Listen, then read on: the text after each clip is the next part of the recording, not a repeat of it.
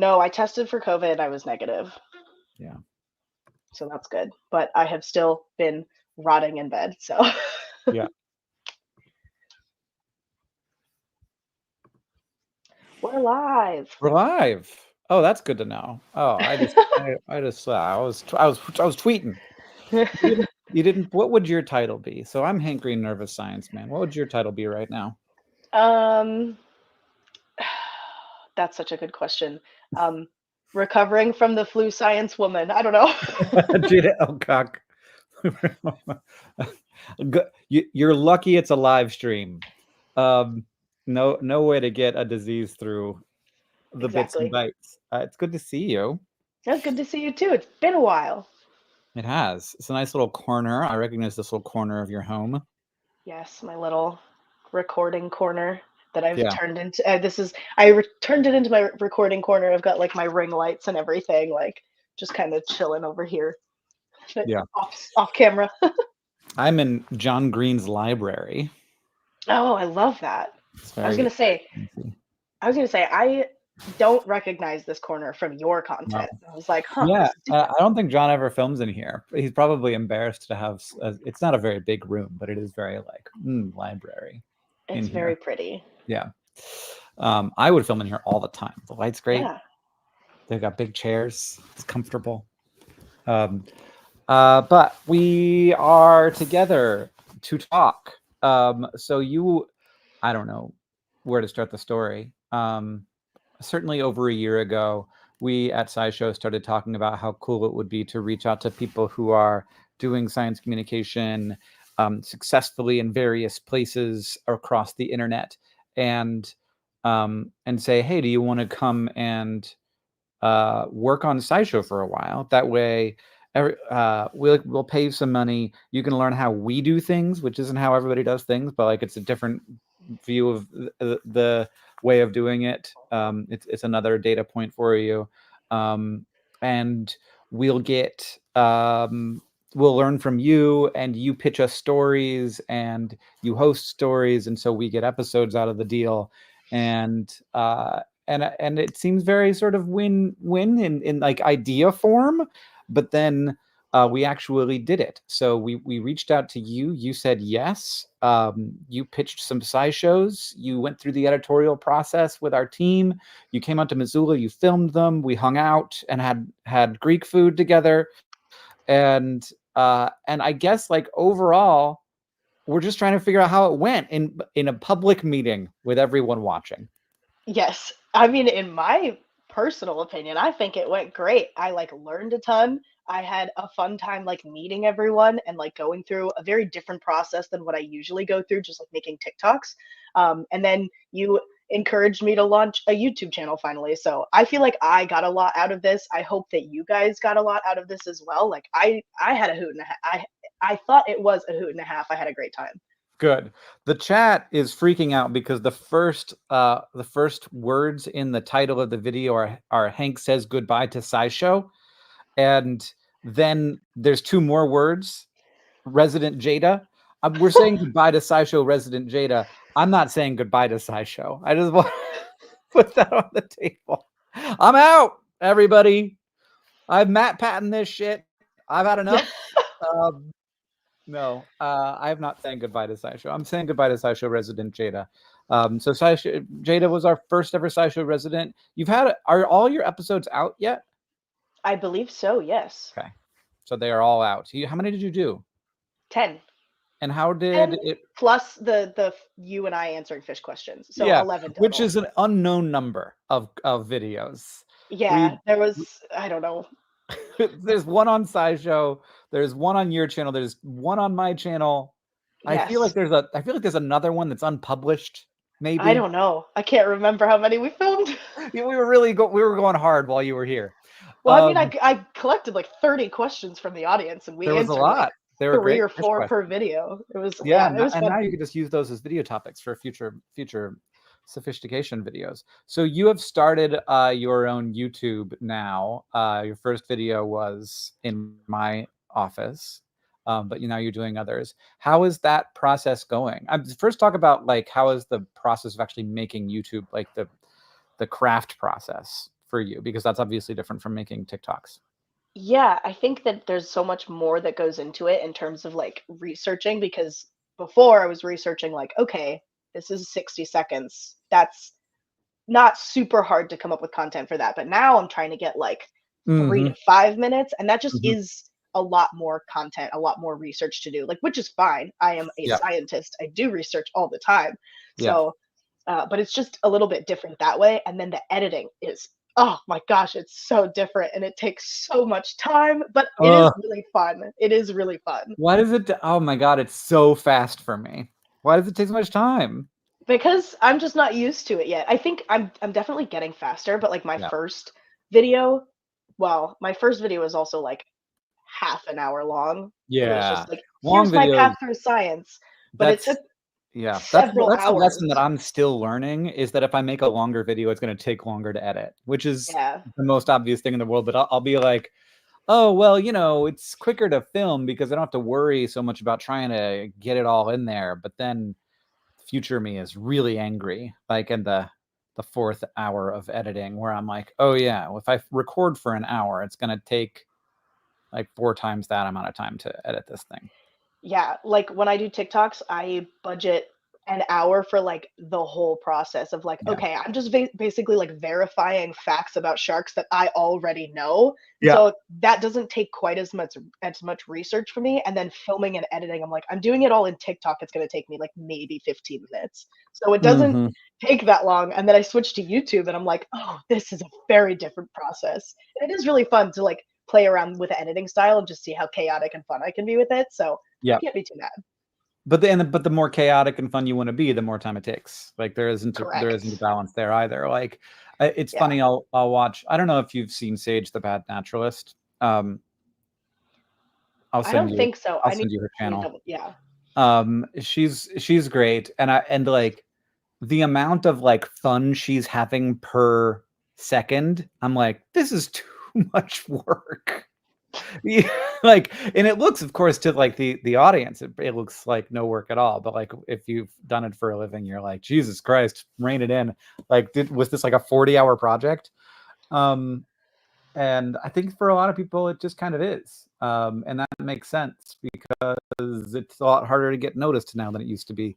How Hmm. do you feel about is the YouTube audience different from the TikTok audience? Uh, I think so. Yeah. Maybe. I feel like that's hard for me to gauge just because my TikTok audience has like it they're still there, but I feel like my videos are not getting very many views. And I know a lot of people have talked about this. A lot of Oh yeah. science communicators specifically have talked about this on TikTok. It's Um, it feels like our core audience has moved on from the platform. Yeah, so that's kind of sad, but I guess that's just more of a reason to like try and shift over to YouTube a little bit. And so, I Yeah. mean, largely people have been very positive and they're like, I came over from SciShow. Like, I'm so glad that I know who you are now. I've had a couple people that are like, hey, pro tip, put up some blankets, you're getting some echoes. And I'm like, hey, that's actually super useful. So like I appreciate that. Yeah. Um, don't know if I have the space Yeah, for that, additional but pro tip. Now Adobe has a thing that'll make all audio sound like it was recorded straight into a fancy podcast mic. I mean, AI is crazy now. The work that I used to have to do to make something sound good is like gone. There's so many tools now. Oh, I love this. Okay, I'm gonna look into all of these tools because Yeah. I don't know if I have the space to put up blankets all over my room for this Yeah. purpose. It might be better. Sometimes I'll hear a video. There's like a congressperson who makes TikToks and his videos always sound like he's speaking into a really nice microphone, but I can't see the microphone. So I wonder like, and he makes videos like in his kitchen. And I'm like, did you set up a whole studio in your kitchen with like a nice boom mic? Or is this just post-processing? And we've just gotten that good at it. But anyway, Huh. I don't remember his name, but he's the guy. I think he's from the South somewhere who you see on TikTok being a congressperson. Hmm. Anyway, I will send you some tools that I think might make your process a little bit faster. That'd be amazing. Thank you. Hopefully, they won't be too expensive because none of them I don't think are free. And other questions, I have a list. Ooh, oh yeah, how is the YouTube channel going more generally? I think it's going well. I've had some fun videos so far. My most recent one was like 3 examples of some really weird deep sea fish. So if you're Mm, interested in that, yeah. go check them out. Deep sea fish are insane. So I feel like I could get a lot of content out of that and just keep throwing out more videos of deep sea fish. Yeah, Um, totally. Yeah, I but mean, yeah, it's so like finding topics is one of the hardest part of YouTube, but luckily with I think your area of interest and expertise, there's a lot there's of a weird lot. stuff to take I on. mean, and it's great because there's always something that we're learning about the ocean, like constantly, because it's huge and there's so much that we don't know about it. We're constantly learning more. So I can just be one of the people that's like, hey, look, news about the ocean. Isn't this crazy? And then people will be excited about Do it. you So, want to cameo in? We're doing a live stream for SciShow. Oh, hey everybody. Hi. hi. We're talking about sharks. We're talking about Yeah. Talk about sharks and SciShow residency program. nice. Yeah. I got to go to the office to sign some stuff. Okay. You need anything? Nice So to that's meet what he you. does for a living. He signs stuff. Okay, I'm good. Thank you. bye. Right. I was gonna do this downstairs in his studio, but I got down there and he was having a business meeting on Zoom Oh, because that's what he does for a living. Has meetings. Cool. Well, I am glad.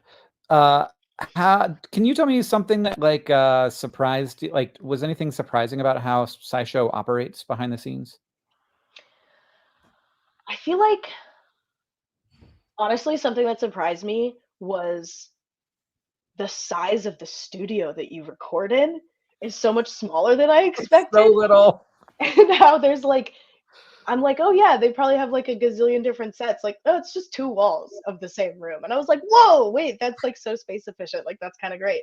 Um, but it's just like, I don't know, I guess how many people go into like the production of one video? Like, how many people were in the room as I was like Yeah. recording, I think surprised me. But like also everyone was just so wonderful and supportive and like happy to help. And I don't know, I feel like maybe it wasn't super surprising, but just like reassuring that I was like, this is a really great place to be. And like I'm excited to be here. So it was super fun. Good. Well, it's such a like a kind of uncomfortable thing in a couple of ways to be like brought, like especially once you arrive in Missoula, it's like I'm doing this. There's just a bunch of strangers who all know each other really well. So I am glad to hear that people were welcoming. That was the goal. But yeah, I actually also, if I didn't know how we worked, I would be surprised by both of those things, by both the tininess of the room and the number of people in the room. I I'm an advocate for we don't need this many people in this room. But I'm not an advocate for we need a bigger room because we can't get one. Right. It's not an option right now. But maybe someday. But every person in the room is because of like some expensive problem that we had where we should have had somebody covering sound or script supervising or covering the video. So you have in the room, well, what do we have in the room? We have sometimes we have a sound person, sometimes the video and the sound person is the same person. We've got a script supervisor who's reading along.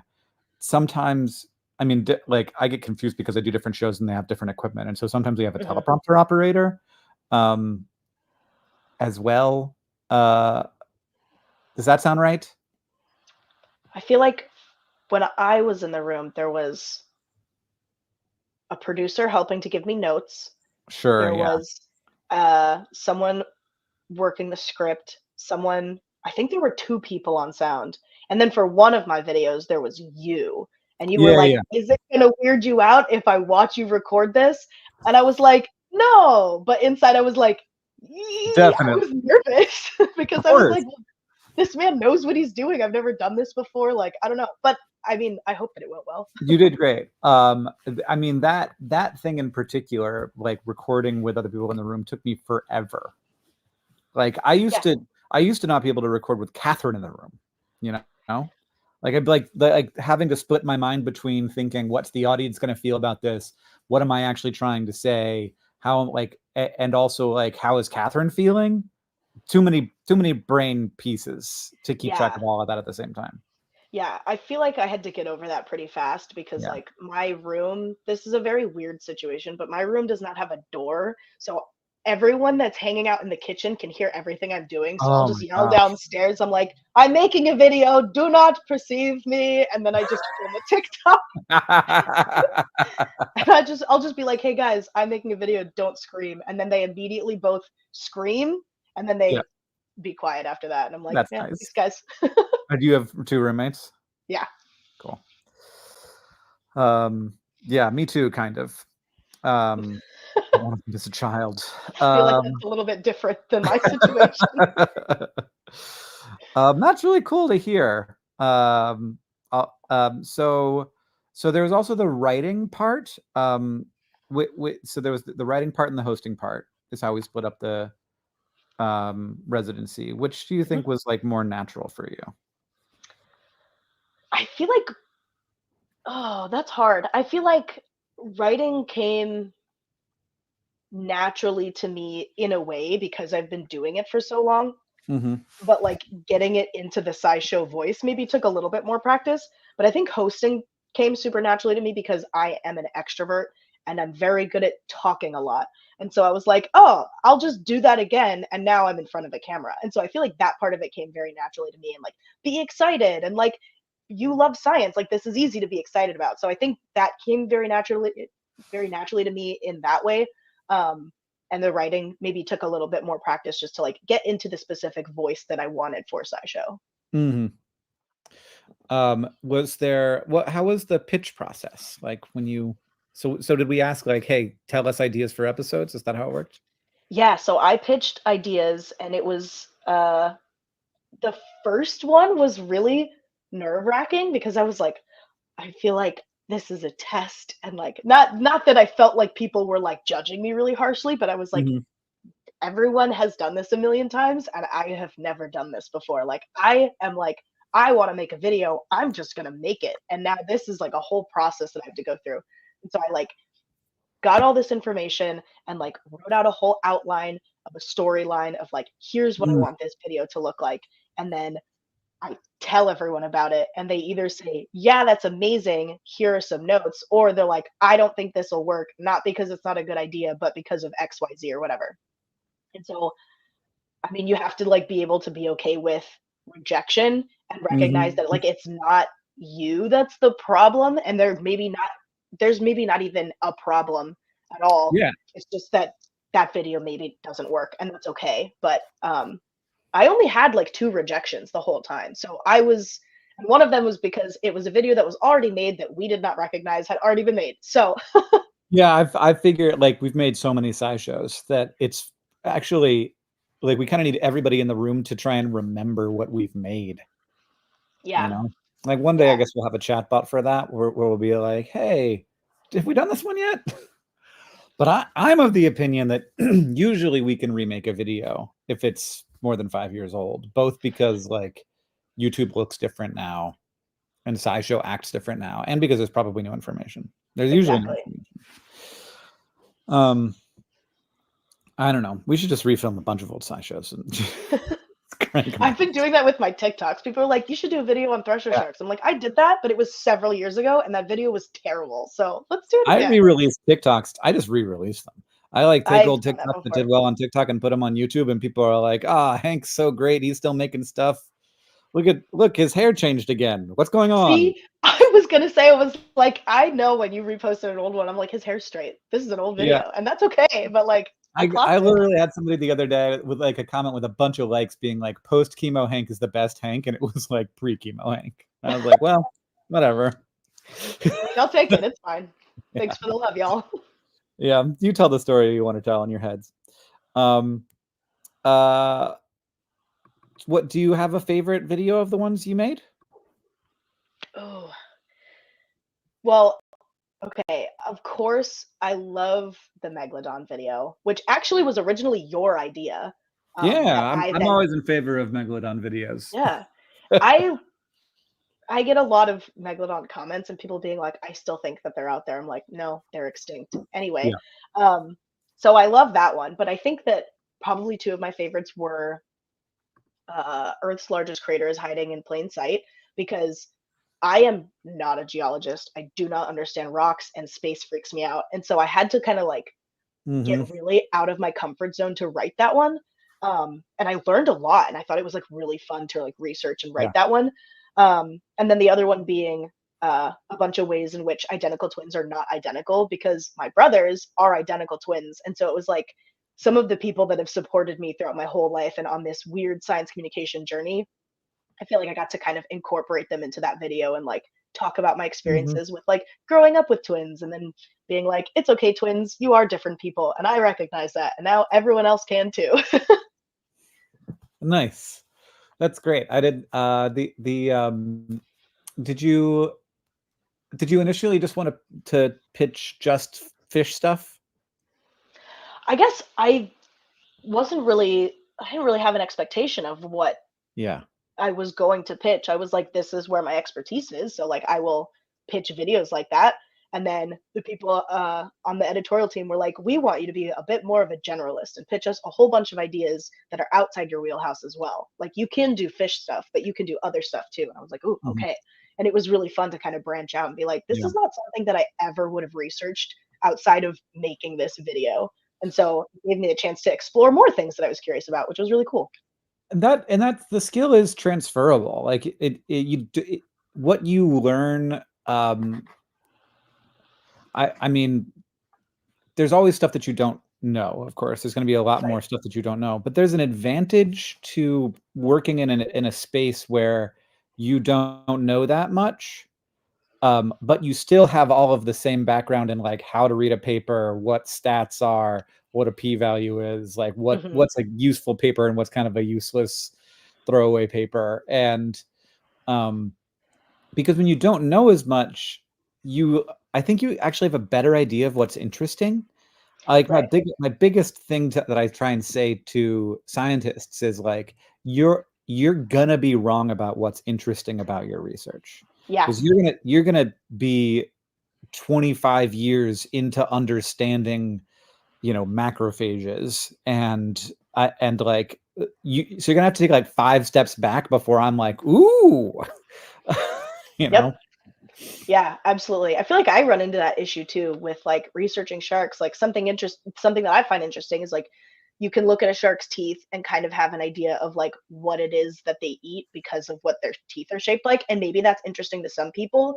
But then I'm just like, sharks have no bones, and people are like, "What do you mean?" I'm like, "I thought Yeah, that one was boring." Like it just depends on what you know and like how much you know about right. that thing. I actually was hanging out with you when I've always heard sharks have no bones. Yeah, And I know sharks have no bones. They're cartilaginous fish. But then I was looking at a shark skeleton with you and I was like, oh, sharks really have no bones. yeah, Like I had just sort of pictured that sharks have bones, but they're like made of cartilage. Um, and that's a kind lot of of like empty parts of space. them are like that, but a lot of it is just like, oh no, there's just no bones in that boy. Yeah, There's like like a bunch of strings. yeah, like I think one of the things was you were like, they don't have ribs. Why don't they have ribs? And I was like, they don't need it. The water is giving them structure. Like they don't Yeah. do gravity the same way we do. And you were like, that makes so much sense. I've just never thought about it like that. Yeah. So yeah, it just depends on how much you know It's about a real thing. weird.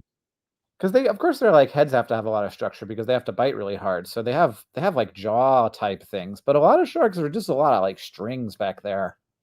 It's all the structure is like up front, and then back behind the jaws. It's just like, you got a It's couple just like filaments here and there. a head with nothing.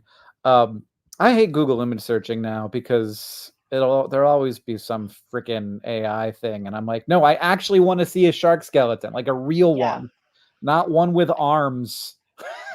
I've made a couple videos about like some really terrible AI shark images, and it was like these like fact pages that are like, Uh, let's learn about the mako shark, and I'm like, I don't know who the hell that is, but it surely is not a mako shark. yeah, you Like, can't do that with real things. no. Because then I'm like, I can't trust any of the facts that you just gave me because you didn't even give me a picture of the animal. Yeah, I mean, one thing you know for sure, first of all, is that those fact pages are landmines of getting stuff wrong. If you take a 100%. fact page and you're like make a video out of it, welcome to a shark scientist being in your mentions in the next 3 seconds, being like, you need to take this video down. Right. But the idea that like AI is bound to be terrible at actually graphically representing a species, which is a set of very specific characteristics. Right. There's of course variation within a species, but the whole idea of a species is there's a bunch of very specific characteristics, and it's terrible at that. It's so bad. There was an AI basking shark image, and I was like, this is terrifying. Basking sharks look goofy and funny, and like I want to laugh at them, and this makes me think that I have sleep paralysis and this is a demon in the corner of my room. I was Yeah. like, this is just not the same thing. Oh gosh, I don't know. I guess we'll survive. I do feel like Google. I thought Google was so impenetrable, and now there's like the piece of Google where it's getting attacked by like AI search type tools, but also it's getting attacked by AI BS content that I'm gonna find when I Google search, and I'm like, oh great, now I have to like wade through a bunch of stuff that It stresses me that a out. person definitely did not cite. There's no Yeah. citations. Thank God for Wikipedia. I hope that it can withstand the onslaught. Yeah, every time I go to Wikipedia, they're like, help, we still want to make this free for you, but like we need funds. And I was like, oh, Wikipedia. Yeah, don't worry. I give him lots of money. Wikipedia feels like a grad student that's just like, I'm struggling. Yeah. I'm trying my best. Yeah. Look, Google was like, we're going to organize all the world's information. And then they turn into a many trillion-dollar company that just flops around in search of the next big thing. And Wikipedia is just like on the sidelines being like, what if we actually did that? What if we just put the information in a place? And then also made it free for people. And made it free, and it was just a bunch of very hardworking nerds arguing a fair amount. Oh, okay. But it's a good little world. We're making it work. Do you have any favorite creators around these days? Yes. Okay. I wrote down a couple. I don't know if this is just an opportunity to plug some of my favorite creators or an opportunity for you guys to find your next potential resident. Anyway, I just wrote down a bunch. Okay. I've got a couple of friends. Mackenzie with like Mackenzie, like the ocean. Anyway, she's great. She does marine science and LGBTQ plus communication about those things, and it's just like queer scientists, woohoo. Intertitle Kendi does a lot of stuff with like talking about orcas and salmon and like sustainability, and she will give you amazing book recommendations. Mamadou, I think that his YouTube is Casual Geographic, which is hilarious. His videos are super cool. Jungle Jordan, same thing. He's a zookeeper. He's just like going around to different zoos and being like, oh my gosh, look at all these animals. They're so cool. Let's learn about them. I know I've got a bunch. Sorry, I got a couple more. Allie B. Batgirl on Instagram. Obviously, she studies bats. She is adorable and her information is so cool. And she is advocating for the ugly bats, being like, they're not ugly, they're just unique, and we should appreciate them. They're so ugly. They really are, but I appreciate them anyway. There's Curly Biologist, aka my best friend Amani. She will tell you about like her content is a lot centered around like how to get into grad school and like advice about that kind of stuff. And also about sharks because she is a fellow shark sister. Melissa Marquez is also a shark sister. And she communicates in both English and Spanish, which we love. Chessie, also with C, like the ocean at the end. She also does some marine science stuff, and her Halloween costumes every year are absolutely incredible. Two more. Meg on Instagram, Invertibabe, and she talks about cephalopods because she researches cephalopods. She's super cool, very funny. And then finally, Maynard. He is hip hop SciShow on Instagram. So he takes a lot of like pop culture and like hip hop references and like tosses them into his science videos. And I just think that he's so funny. So Nice. those are some of my favorite creators. I named a gazillion of them, but I hope that everyone decides to kind of go check all of them out because they're all great. Okay. I've made a list, but you could also just send it to me because you probably also wrote it down. Yeah, I can just email it to you later. So you are getting your PhD right now with it in a joint program between MIT and Woods Hole. So what's that like day to day right now for you?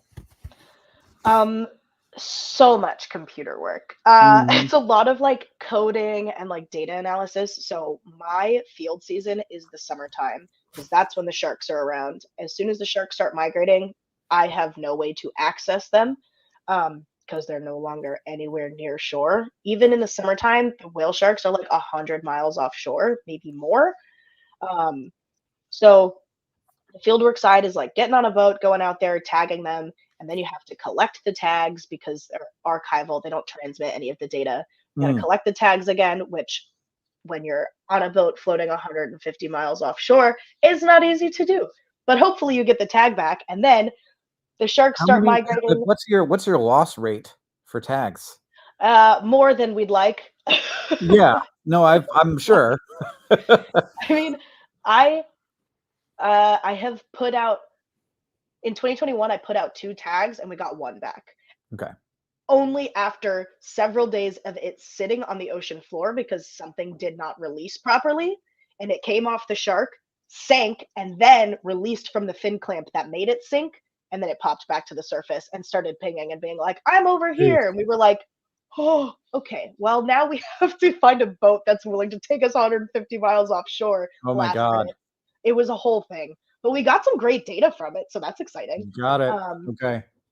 But then once the sharks start migrating, now it's just time to sit on my computer and analyze the data. So that's where we're at now. Yeah. It's a lot of computer work, but it's very exciting because you get to like, at some point, you get to be like the first person to see the result of the data that you've been analyzing and being like, I'm the only person in the world that knows that the shark did this thing. And like, that's a very cool thing. So yeah. What are they up to? I am still trying to find out. They're very elusive recently. Yeah. I've 2 of my research chapters are on basking sharks. I've still never seen one. All of the data that I have is from previous data sets that I did not contribute to because I can't find them. And that's fine. That's fine. I mean, that's what those data sets are for. Exactly. But yeah, I mean, it's finding a shark sounds hard. It's not easy, especially when we have like we're out on a boat and then we have to pay a spotter pilot to like go up and like search for them. And if they don't see one, then we don't see one. What if drones? We have, Swarm. yeah. Full drone swarm, AI enabled, searching for sharkbacks. We haven't done that yet. Well, I learned how to fly a drone myself, which was great. But we're early in the stages of drone work in my lab specifically. So, but that is something that we've thought about using drones to find the sharks. Well, they have these like, I don't know, they have these, you know, drone swarms that in Las Vegas pretending to be a giant screen in the sky. I don't know. Those ones might not have cameras attached to them, but I feel like there's some way to do this where you just like, there's gotta be. And then you can repurpose that for finding people lost at sea. Oh, that would be, well, I feel like probably what it would be developed for first, honestly, but maybe not. I don't know that I think that would be as useful as we want it to be. Because if you're going to find someone at sea, you're like, oh, we found them. Now send someone out to go get them. Yeah. You know what I mean? Like you already want someone to be there. I guess that's true.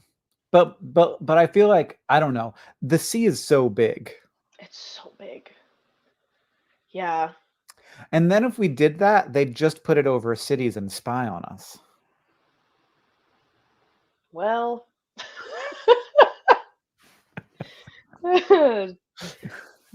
I was gonna say something, and I'm not gonna. They'd be like, thanks for developing this great shark science tool. Yoink. Yeah. I do consider myself a shark spy. Like that's what I tell like little Oh kids when yeah. they're like, "What do you do for research?" I'm like, "I'm a shark spy." So I would imagine if people started using this same technology to just like monitor other people, people would Mhm. feel the same way. They're like, "You're a spy." Yeah. How do you get to be like a shark spotter pilot? That sounds awesome. You have a plane. Yeah. That's Yeah. the I big mean, part of it. I guess that's it. What else what else does that person do? Do they fly out all kinds of missions? I'm not sure. I know that in the summertime, a lot of spotter pilots focus on white shark work. Okay. And so people will be like, "Hey, we need spotter pilots to find the white sharks." And I'm like, "That's great. However, help, I need different sharks." Yeah. And then they're like, "No, we just want to do white sharks." And I'm like, "Okay." But I don't know. I'm sure like other times of the year they have like other things that they do with their planes. I just don't know what Yeah. that is. I don't know. Sounds kind of great. Yeah, it does sound fun. You're just like up in the air for a while. You're like, "Wow, a shark." Yeah. I don't know. Or it's boring. It's just like staring at the ocean for 100 miles.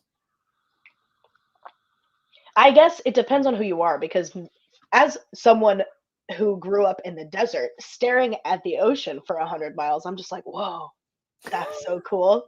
Like, I think I'd be terrified, honestly, because if you go down, no one's ever finding you out there in your little oh no, plane. oh, Amelia Earhart. Oof, Amelia that was Earhart. dark. Anyway, Yeah. um, You get to find the sharks more directly yeah, at that point. yeah. Definitely just But try and die on the way down because I'd rather not get eaten alive. have you heard that conspiracy theory about Amelia Earhart being eaten by coconut crabs? I have. I feel like that's not much of a conspiracy theory. That's just a relatively plausible Yeah, event of her like once death. she's dead, she's just getting carried off, carried Right. around. Those crabs are huge. They're very big. I I don't feel know like if they that's eat not much of a flesh. conspiracy theory. Do coconut crabs? Crabs are bottom feeders. I feel like they eat detritus. Yeah. Coconut crabs are omnivores and scavengers and eat a variety of meat, including animal carcasses, which is Yeah, there you go. what you are once you die. There you go. Um, Confirmed. Amelia Earhart was confirmed. eaten by coconut crabs. I probably could have guessed that somebody else looked into that first. So why you like sharks? Why are you so into sharks, Jada? That's such a good question because I was terrified of them when I was little. Um, I like I said, grew up in the desert. We went to the beach like a couple times, starting when I was like 12. We went again when I was like 15. Like I don't know, I didn't go very often, and so I was like, if I get in the water, I'm gonna get eaten by a shark and I'm gonna die, and that'll be the end. Obviously, that did not happen. That is such a rare occurrence. I started to just like learn more about the ocean and sharks through like watching like Nat Geo and Animal Planet and like Mhm. all kinds of stuff like that, little documentaries and whatever. Um, and I was like, wow, sharks are actually like really important and everyone hates them. And that makes me sad. I'm going to learn more about them. And then I feel like I got to a point where the questions I was asking just simply didn't have answers yet. And I was Mm, like, I guess that's what a scientist does. So I'll mhm. just go find the answers. And now here I am researching sharks looking for the answers. Nice. That's amazing. That's a great path. I uh, People they do eat people sometimes. They do. Okay, being bitten by a shark and being consumed by a shark are two very different things. Oh, for sure. But they do eat people sometimes. Yes, yeah, okay, but very, very, very rarely. Your Yeah. chances of getting killed by a shark are less than your chances of getting killed by like a cow, Yeah, but which is like I'm hilarious. around cows more often. Yeah. But like I guess I don't know. Like People are like not per minute in the sea. I don't know. I don't know. Per minute in the I sea. yeah, I have a friend who got bit by a shark. Really? Yeah, it was extremely cool because it was like a baby. It was like this big. this big Aw. shark, and it bit her right on the shoulder, and it's just the fucking coolest scar. What species? Do you know? It was in Miami Beach Well, it could have area. been a number of species. Yeah. I fish down there with my nonprofit, Minorities in Shark Sciences. Shameless plug. And so I've seen a bunch of the species down there. I've seen people. I see bites happen in like some videos where it's like so clearly provoked, Yeah. or they're like a shark is stalking these spear fishermen, and I'm like, well, they have a struggling fish, Yeah. and that quite literally is a dinner bell to a shark. So like Yeah. they're not after the people there. I don't know. Some of the headlines just like really they ick me out, you know? Yeah, I don't know if she was wearing a necklace or something. I'm not sure how you just like get bit at the beach in Miami where there's like a ton of people.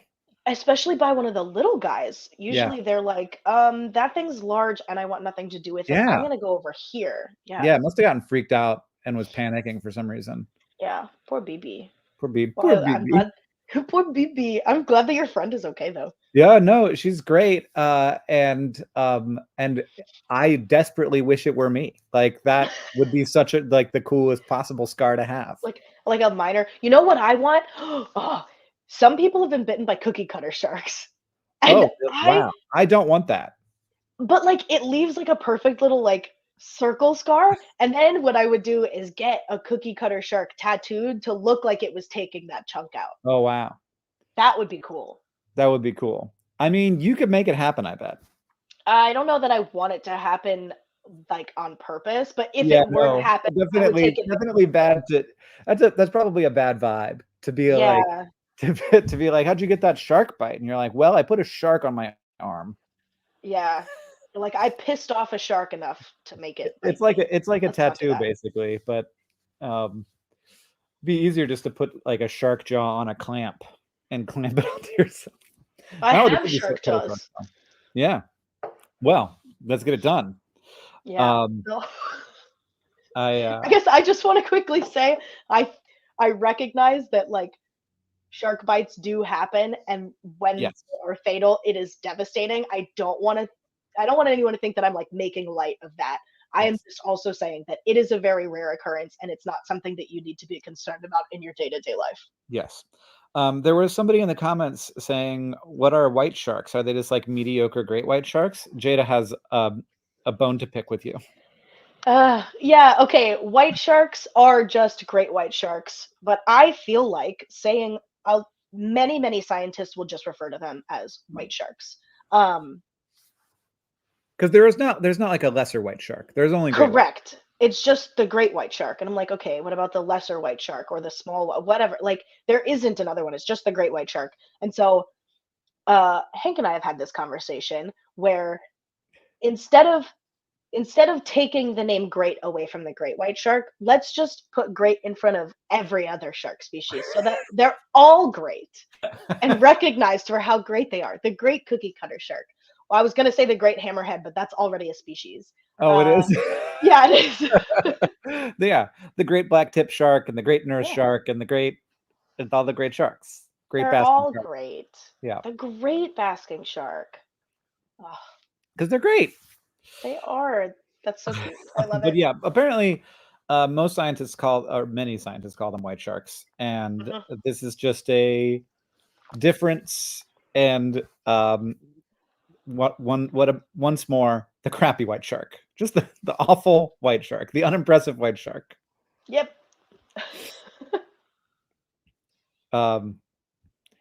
So somebody's asking why you're leaving. With the crying emoji, that was the goal from the beginning. That we bring you in, we train you, and then we release you back into the wild. Yes.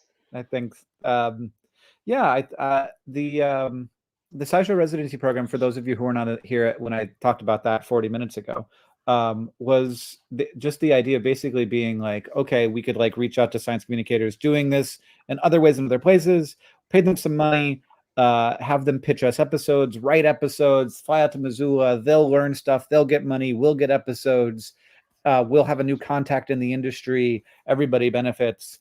And Jaida was the first person that we tried this out on, and so of course, like on paper it looked very good, but it seems like in reality it also went quite well. Do you feel like you benefited? Absolutely. I mean, I feel like I have, like you said, contacts in the industry. If like this is a career path that I want to take, like when I finish my PhD, I want to go into science communication. And now Mhm. I have people in the industry that know who I am and know the work that I can do. And, have offered to help me along the way in the process. And I've also gained more skills in science communication, more than what I already had. So I feel like I benefited a lot from this and I had so much fun in the whole process. Yeah, I think we also benefited a ton from it as well. They've linked to your channel in the chat, so if anybody wants to see that, just scroll up a little bit. SciShow's linked there. And Nicole from SciShow says, Jaida was always meant to be free. Um, that was the original goal.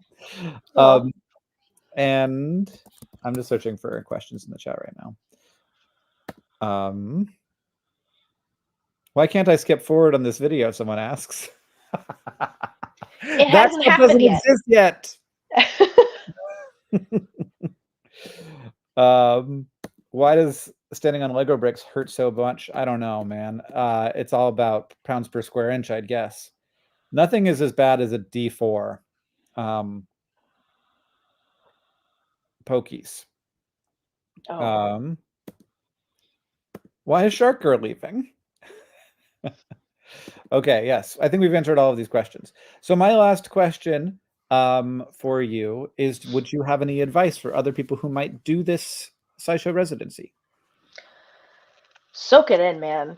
It was so much fun. Oh, I cool. really, really enjoyed it. And so I think just like, talk to as many people as you can, ask as many questions as you can, really like figure out what you want to learn from this experience and try your hardest to learn it and ask for help when you're getting stuck on things because everyone here is happy to answer your questions.